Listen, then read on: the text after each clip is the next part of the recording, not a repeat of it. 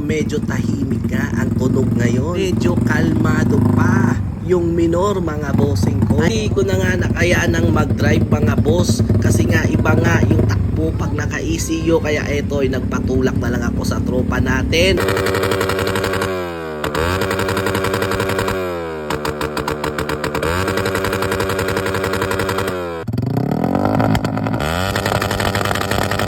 Yo, what's up mga kasolis? Panibagong araw, panibagong gasos naman. At eto nga, nakabit na nga natin ang ating fuel injector para dito kay supladong sniper. At iyan, itutono na nga natin siya. Pupunta na naman tayo sa tahimik na lugar. Siyempre, maingay nga kung dito natin gagawin sa maraming tao at baka mapabarangay pa tayo bossing. Kaya eto, nakakbo ko na si supladong sniper hanggat kaya pa. Kasama ko nga dito ang mekaniko ko at isang tropa para naman ay mabidyohan din namin kung paano naman, kung ano ba, kung may ilalakas ba kung nagpapalit ka na fuel injector mga bossing. Yan at napapansin nyo, medyo tahimik nga ang tunog ngayon. Medyo kalmado pa yung minor mga bossing ko. Ayan nga, at pupunta tayo doon sa tahimik na lugar para naman maayos yung minor at maayos din ang backfire niya. Timing nga ito mga bossing, hapon uwian, so madami talagang sasakyan. Kaya naman maingay talaga. Kaya heto tayo at dadagdagan pa natin ang ingay na yun.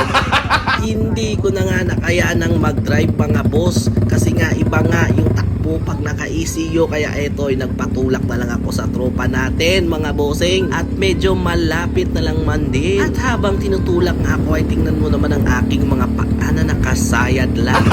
At yun, nung dumating nga kami dito ay tinutok na namin sa palayan yung motor mga boss. At tinutuno na nga dito ni Master yung throttle body mga bossing para mas maganda yung minor nito. Mukhang may problema nga mga bossing, hindi ito matono ng maayos dahil parang may sumasabit sa throttle o kaya sa cable mga bossing. Kaya mukhang hindi muna natin maibabalik sa dating minor itong si supladong sniper. Pakinggan nyo naman at medyo ayan nga, tahimik talaga yung minor niya mga bossing.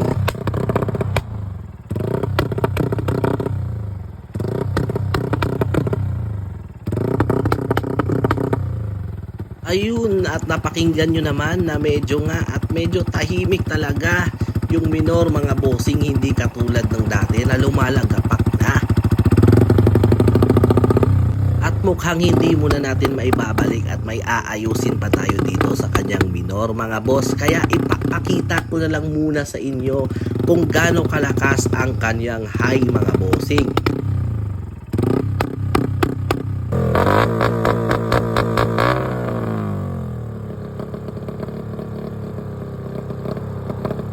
Ayun nga at medyo pumupugak-pugak pa mga bossing. At eto na mga bossing ko, pakinggan nyo kung okay na ba ito.